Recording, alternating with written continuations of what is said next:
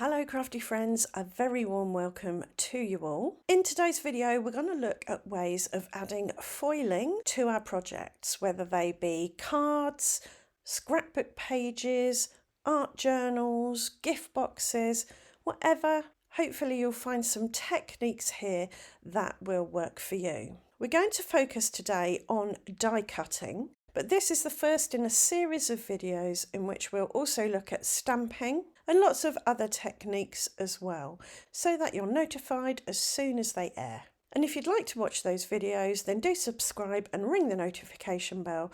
And without further ado, let's look at technique number one, and it couldn't be simpler. It's just to use foiled cardstock and die cut from it. I've got a piece of foiled cardstock here and a piece of glitter cardstock because you can use that to add some shimmer and shine to your projects. And I've stuck it down to some double-sided sticky adhesive just to make the sticking down process easier later on. And I've run it through my die cutting machine with my With Love die. With foiled cardstock or glitter cardstock, sometimes you need to add a shim because it can be a bit difficult for the dies to cut through the foil or the plasticized layer. But an additional thing you can do to your gold cardstock die cuts once you've stuck them to your project is to run them through your die cutting machine. So here I've got a piece of card and I'm popping my tag with my die cuts on in the card and then sandwiching it in my die cutting sandwich and running it through my Cuttlebug. And this just forces the die cut down into the cardstock a little bit and makes it look almost flush with the cardstock. And you can do this with most of the techniques that I show you today. I did put the tag inside that bit of card before running it through, just to protect the foil from any scratches in my cutting plate.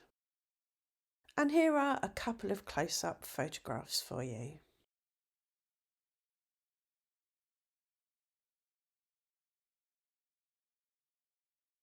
Technique number two is to use vinyl. I've got some Cricut vinyl here that is a very subtle gold shimmery glitter. I didn't have any gold foil vinyl in my stash, but you can buy that.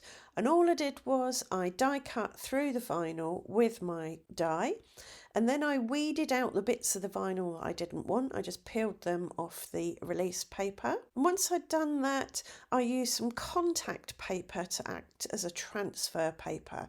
So I placed my vinyl face down onto the sticky side of the contact paper. And all contact paper is sticky back plastic, basically. It's what we used to use to cover our textbooks at school.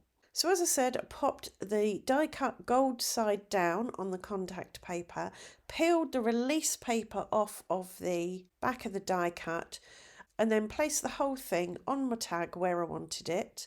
Pressed down just to get the vinyl to stick to the tag, and then carefully removed the contact paper.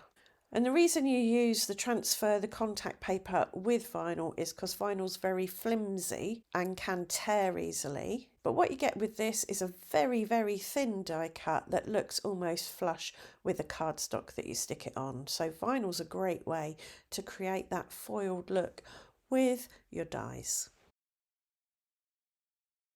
On to technique number three now, and that is to use washi tape. And all I'm doing here is sticking 3 rows of washi tape onto a piece of masking paper because I wanted to create something quite thin. I could have stuck it on cardstock, but that would have given me foiled card. And I wanted, as I say, something a bit thin, and masking paper is nice and thin. It's also adhesive on the back. So I ran that through my die cutting machine with the die and then weeded out all the little bits, and then I removed the die cut from the cutting plate. Before sticking my die cut down to my tag though, I did add some glue to the back because masking paper is temporarily adhesive and I wanted this to be permanently adhesive, so I just added a tiny little bit of glue to help that along.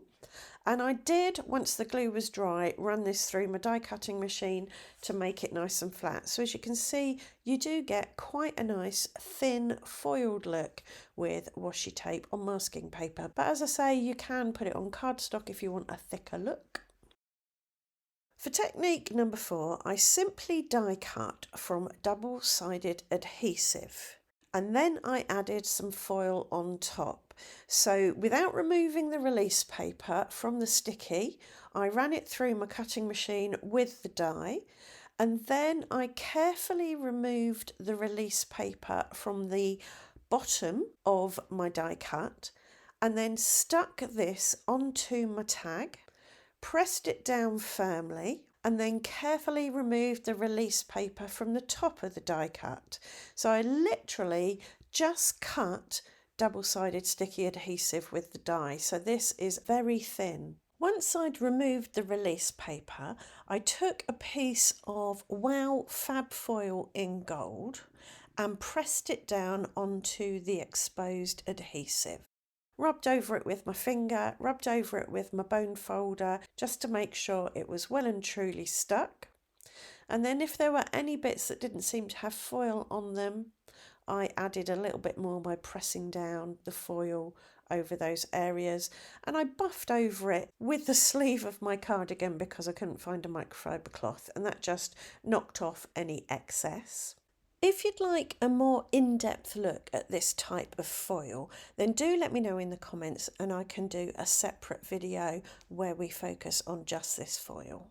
The first double-sided adhesive that I used was from Sticks 2. I've also got some from Elizabeth Crafts, so I thought I'd do exactly the same thing with that and see how they compared. And actually, the Elizabeth Crafts gave me a better look. The Sticks 2 adhesive I've found does have little bits of adhesive missing from the sheets, so you do get a somewhat pock-marked look. But the Elizabeth Crafts double-sided adhesive worked really well. It seemed to be 100% sticky. You can actually use double-sided adhesive with more than just foil to get a foiled look. Here I used it with some gilding flakes, so I did die cut from the Elizabeth Crafts double-sided adhesive, stuck it to my tag, and then added gilding flakes. I pounced them down onto the adhesive with a little sponge, and when that was all stuck down, I brushed off the excess with the sponge, and then I burnished it with my sleeve again to polish it up and get rid of any straggly bits. And this gives a really pretty look. I really like this. It's not as smooth as foil. It has its own look, but it is beautiful.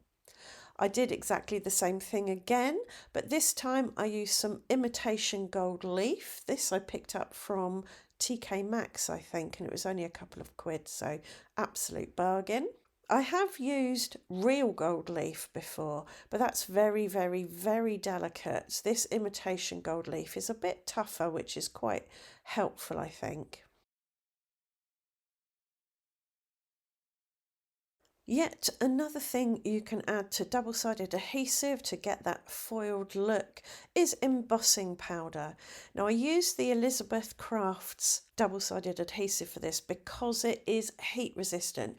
You can heat it with a heat tool and it won't shrink or bubble or buckle. So I stuck my double-sided with love down to my tag, brushed over it with talcum powder to remove any static moisture or grease. Then I removed the release paper and sprinkled over some polished gold embossing powder from Wow, tapped off the excess and heated it with my heat tool. And this gives a lovely polished gold look. It is a bit uneven, it's not completely flat, but that's from the texture of the adhesive. But it's a really lovely look and I'll definitely be using it in future. Now we're moving on to technique number 8, and that is to use some toner cardstock with foil. So this toner cardstock is from Wow. There are lots on the market that you can use. I just die cut from it. I put my die cut face up on a piece of baking parchment. I then put the foil pretty side up on top of the die cut, flapped over the baking parchment, and then put it through my laminator on its highest heat setting. And this allowed the foil to transfer to the die cut. and gives a very pretty look. Again, you can put this in your die cutting sandwich and run it through your die cutting machine to squish the cardstock down into the card that it's on if you want it to look a bit flatter. You can also add the foil to the toner cardstock before die cutting, and that gives you a slightly different look. I think I prefer the one where you foil the die cut rather than cut from foiled cardstock, because you get that foiling going around the beveled edges of the die cut. For technique number 9, I used some deco foil peel and stick, which is like the toner cardstock, but it's more like toner paper that's got sticky on the back already.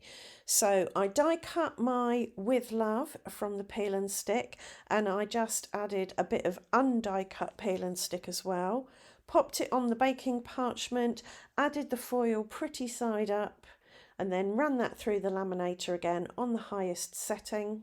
And then I was able to take the release paper off the back of the die cut and stick it straight on my tag. So that's super duper convenient and gives you that foiling around the beveled edges again. I did die cut the With Love from the solid piece that I'd foiled, and again you get a really nice look with that. I think I prefer the peel and stick to the toner cardstock. I think you get a better look with it. Technique number 10 is to use some deco foil hot melt sheets with foil. So this is a little bit more complicated than the peel and stick. What you have to do is take the hot melt sheet, place it rough side down on a piece of baking parchment and then die cut from it. Then you put it on your card, run it through the laminator on its highest setting, and that will glue the hot melt sheet to the card. Once it's cooled, you can then take off the release paper. You put your foil on pretty side up, then you put it in baking parchment and run it through your laminator again, and that will stick the foil to the hot melt sheet. And you'll get a quite flush looking foiled image, but it does come out a bit lumpy bumpy again because the hot melt sheet has that texture to it. For experiment's sake, I added some hot melt sheet to a piece of card, then foiled it and then die cut from that. And then I glued that onto my tag. So this gives you a more raised look, but I think it's a little neater. I think when the hot melt sheet melts, the glue spreads out a bit. So the With Love that I cut from the hot melt sheet and then foiled looked a little bit blurry around the edges, whereas the die cut With Love had more dimension to it, but it also had neater, more defined edges. Right, we're nearing the home stretch now, and technique number 11 is to use pre-printed toner die cuts and foil. This is a die cut from a pack of Julie Hickey foilables, so it is already die cut. It comes printed with the words or the images, and you can run it through your laminator on its highest setting with some foil, and you will get a foiled image or sentiment. Right, technique number 12 is to use sticky ink with embossing powder. So I've got a piece of white card here. I'm covering it with embossing ink, shaking over some polished gold embossing powder, shaking off the excess, heating it with my heat tool from underneath, because when you're heating a large area of embossing powder like this, you can get a slightly smoother look if you heat from underneath rather than from above. I wasn't 100% happy with the first go of this. It was a little bit patchy in places. So once the embossing powder had cooled and set, I went over it again with another layer of sticky ink and then another layer of embossing powder, and I heated it again, and I got a really, really beautiful polished gold piece of cardstock. So basically, you're just creating your own foiled cardstock with this method. I then ran this through my die cutting machine with my die. I did put a bit of baking parchment between the embossed card and the die just to protect the embossing a bit and to make sure it came out of the die really easily. The die cutting process can dull polished embossing powders a bit, but if you just go over it with your heat tool, give it a blast from above or below, it doesn't really matter at this stage, you can re-shine your embossing powder. And it also has the effect of embossing around the beveled edges a bit. Side note, you can also die cut from cardstock and then add the sticky ink and embossing powder to the die cut. That works just as well really, but it's a little bit more fiddly, I think. For technique number 13, I used Wow bonding powder with foil. So we're not heat embossing as such, although it's the same technique. I covered a piece of card in sticky embossing ink. I then shook over the Wow bonding powder and melted it with my heat tool. I very quickly, before it had a chance to cool, put the foil over the top, pretty side up. I then popped this in my piece of card that I used earlier, sandwiched it in my die cutting sandwich and ran it through my Cuttlebug to apply pressure. And then I peeled the foil off and that left me with a lovely foiled piece of cardstock. So you can do it this way where you foil some cardstock and then die cut from it, or you can cut your die cut from card, cover it in ink, cover it in Wow embossing powder and then foil it and run it through your die cutting machine to apply pressure. You could also try it with a laminator. We'll be looking at Wow embossing powder in more detail next week when I do foiling using stamps, so do come back for that video. I have also tried this with Ranger sticky embossing powder, but I find the Wow bonding powder better. Right, on to our last technique for today, and that is to use clear embossing powder with foil. So I covered a piece of card with sticky embossing ink, covered it in clear embossing powder, melted it with my heat tool. You can do multiple coats of this if you want to get a nice even layer. Next, I placed my card in a piece of parchment paper, put some foil pretty side up over the clear embossing, folded the paper shut, ran it through my laminator on its highest setting. And what this does, it applies pressure and heat. It remelts the clear embossing powder and the foil will stick to it. You need to let it cool and then you can peel off the foil and you're left with a beautiful shiny foiled piece of cardstock. You can then die cut from and glue down to your project.